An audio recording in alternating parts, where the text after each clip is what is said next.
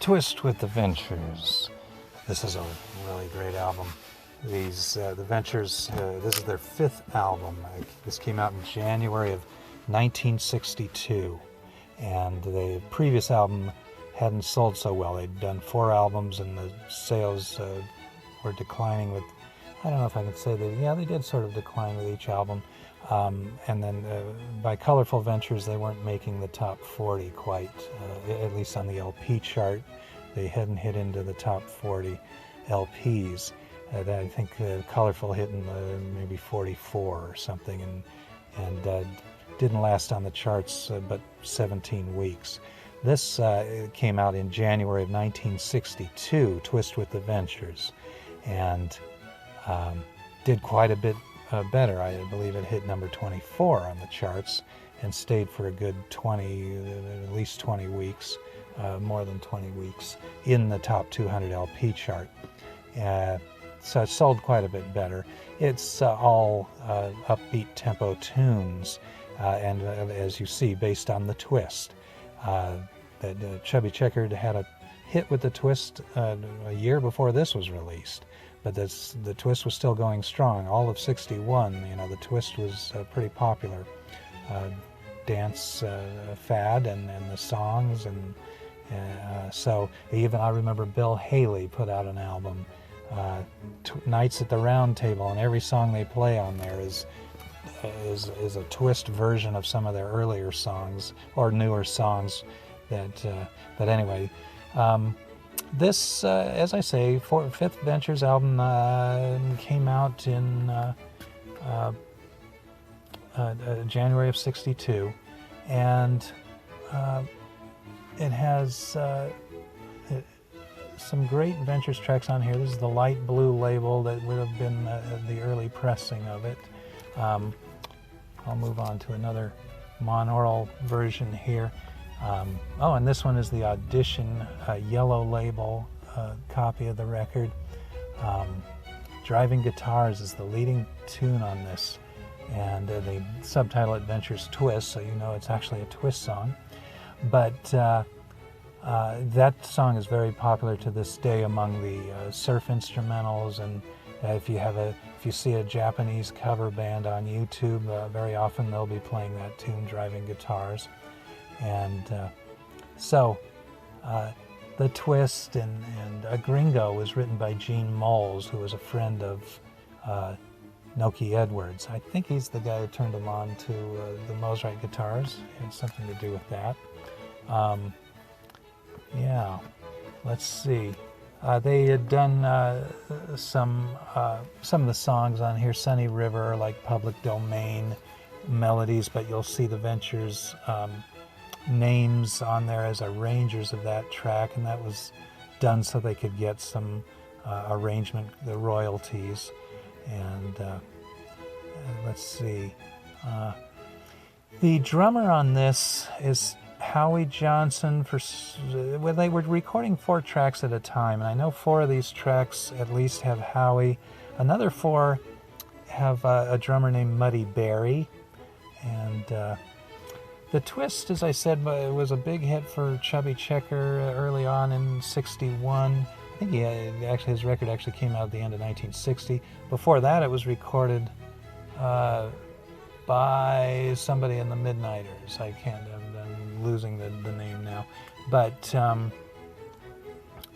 it'll probably hit me, hopefully.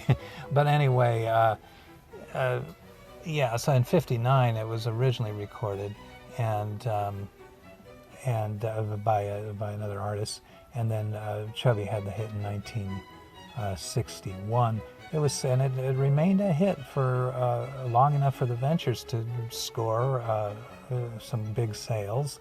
This is a kind of a light, well, not a light green, a turquoise green or a dark green Dalton label. It's another early pressing. I've never been able to find out why some of the earliest pressings were light blue and some were green like this, but that's the way it was. Let's see. here we have, so as I said, Twist was big for about for a couple of years, and by the time the first pressings had sold out, later pressings, they had to change the title because the Twist was just out, so they put the dance title on here. And I love that. By the time I was collecting these in the 80s, 87 cents. And very often it'd be a cutout. They'd cut the corner or there'd be a hole. I don't think this one has that. Fortunately, it doesn't. No. Let's see. What's the label? Oh, the label on this, I think, is going to be the... Yeah, it's a solid blue Dalton label there.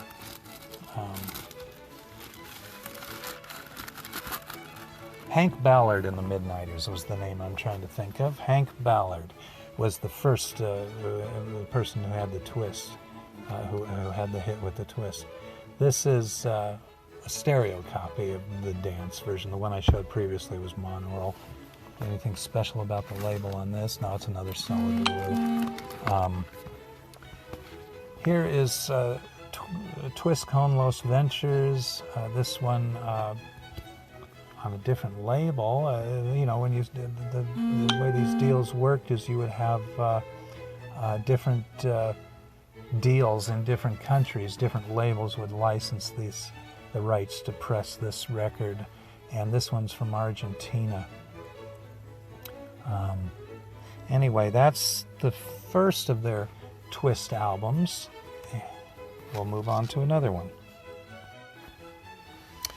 I should also mention, as I move along here, that another drummer that played on the Twist sessions, at least on the first Twist album, was a drummer named Ed Sharkey Hall, and he recorded with Bob and Don and Noki on, I know that they're on an Opus Twist, and what else did they do? A Guitar Twist was another tune that they played on. So Ed Sharkey Hall would have played on 4 of the tracks, and that was a couple of them. This one, Twist Party Volume 2, came out in May of 1962. In all of 1962, they released 4 LPs, and this is yet another one, Twist Party Volume 2. And this is the audition version here with a white label. The Twomp, one of my favorites, is on here. And this album, it got up to the number 41 in the album charts, and I don't know for how many weeks, probably not many more than 20 weeks did it stay in the charts. But all up-tempo tunes again, and so it did well enough for them. Besame Mucho, that's a great one on here. And again, they're doing Swanee River Twist, Blue Tail Fly, you know, songs they could get some arrangement royalties on. This is a Yellow Label audition. I have somebody wrote their name on there. But let's see. This is were all of these mono so far? These are all mono. I imagine I have another copy because it has the standard light blue label on that one. This is this that's a Japanese copy. I have a video where I dedicate. I have videos separately dedicated to the Japanese versions of these albums. This is a monaural. This would have been a UK version of it, and different marking for Liberty there, and different back cover. The Beatles covered Besame Mucho. Would have been on their first album that came out a year later. Not that they got it from the Ventures, I'm quite sure they didn't. But anyway, this is the green label, like I showed earlier, is inside this one. So, you know, this is these are just different variations. Yellow label Audition, but on a stereo version. And what is on this one? This is the Canadian. The Canadian's a red label, and I've shown it. I think I've shown it in the first edition video, first domestic records video. This is an English mono copy, I guess a second one. And then again, these would have been the later pressings of this second Twist album, again when the Twist was no longer the big hit, and so they just called it Dance. And that's a nice stereo copy. I guess I don't have a mono copy of that. I'll have to find one. But anyway, and then we move on to the next one in this series of 1962 albums. This is Mashed Potatoes and Gravy.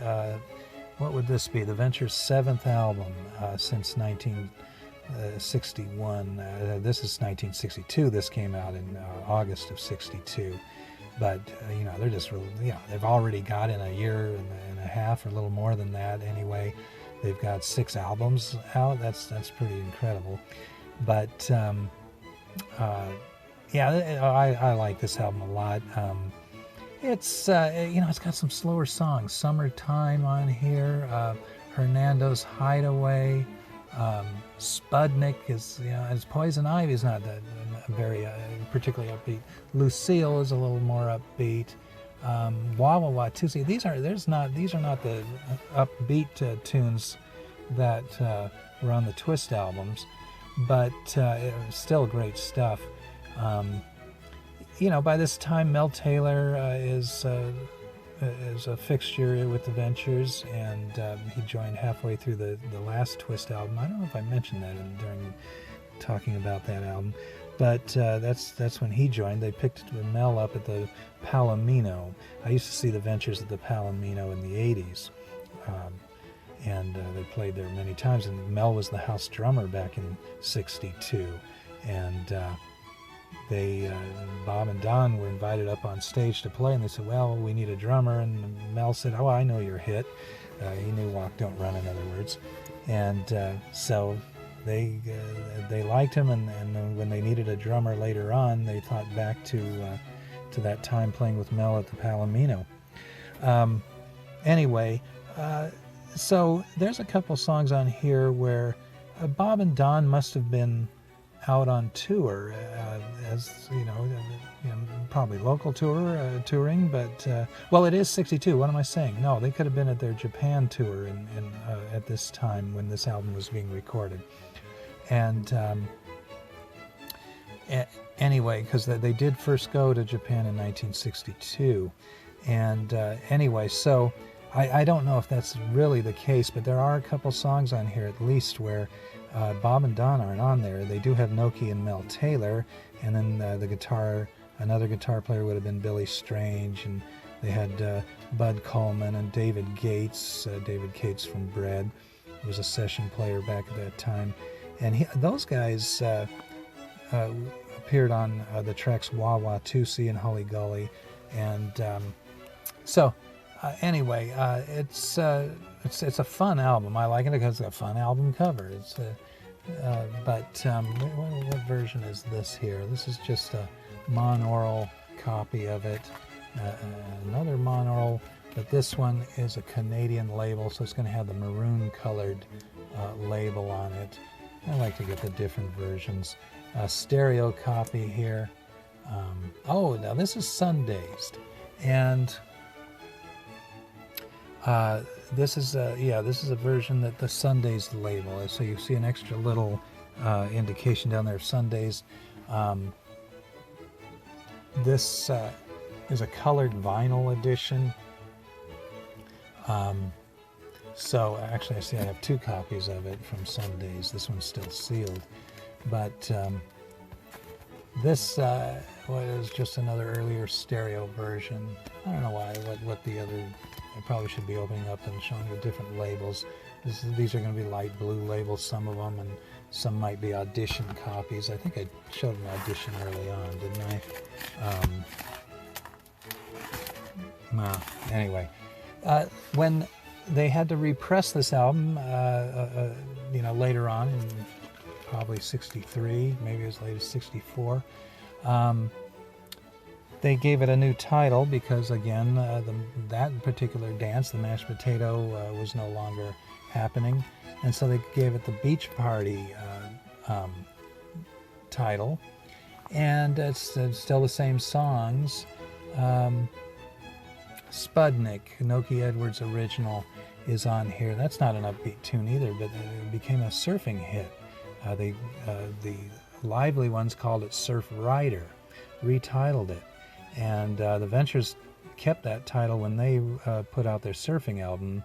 I think it's still the same recording, and they just put that on the surfing album, and with the Surf Rider title on it. So, this was,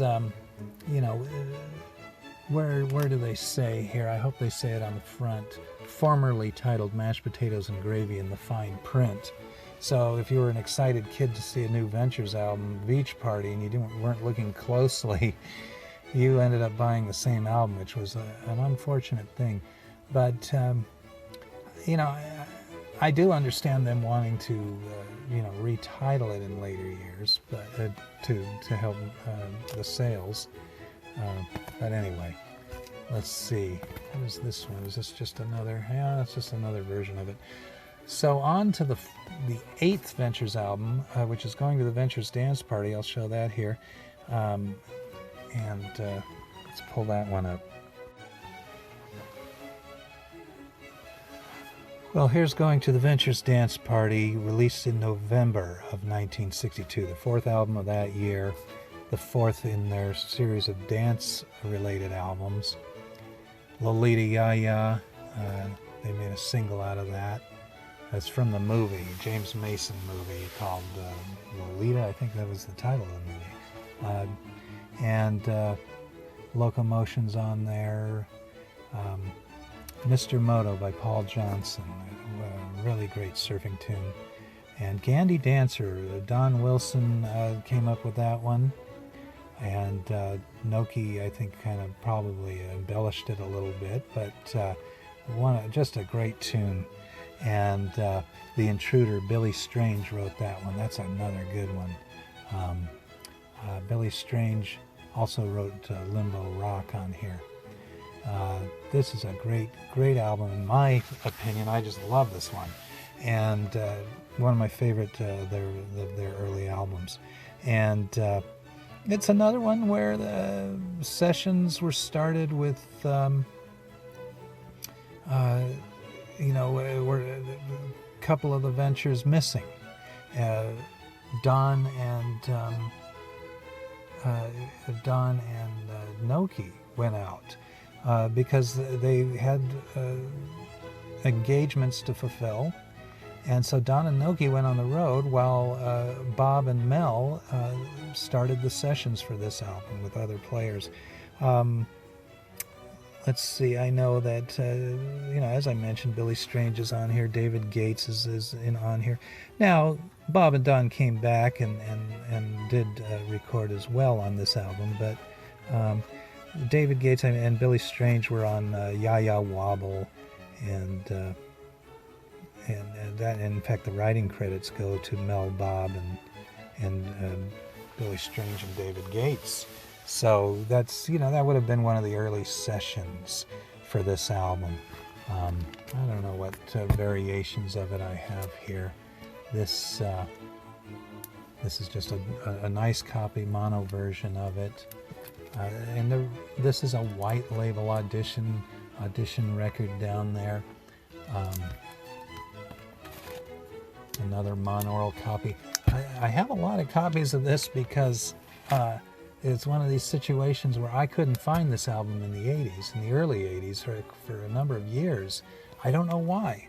I was, now, of course, in the days of eBay, I got 12 million copies of it here. Here's a variation with with the yellow audition label, and then the another one I said had the white audition label. I probably should have displayed those. This one is a white audition label, but this, I think, is this a stereo version? No, that's another monaural. Here's a stereo. But you know, I like to get the various different labels on these, and sometimes I'm upgrading it. You know, I've bought a copy and it maybe had a few more scratches than I like, and so I'd like to get them as good a condition as I can. So, you know, I upgrade it that way. Well, this one says it's a green label with excellent sound, for example. That's yeah. So yeah, this I don't know why it was so hard to find, but now you know, eBay was the great equalizer. You know, it used to be you had to use Goldmine Records. This is a neat, later Dalton label, two-tone label. I think that's the last of the Dalton labels before Liberty started. You know, the Adventures album started to come out on Liberty. This album didn't do that well. In fact, really, probably, I don't know if it was their worst selling album of the first 8 albums. Number 93 it hit, and only stayed in the top 200 chart, LP chart for 8 weeks. So yeah, that's so that's the end of the story of the Ventures dance era. 1962 is all contained in 1962. What were they going to do next? Well, the next album is in the Domestic Albums Part 3 video that I have on YouTube. So look for that one and you'll see the exciting next chapter of the Ventures collection story.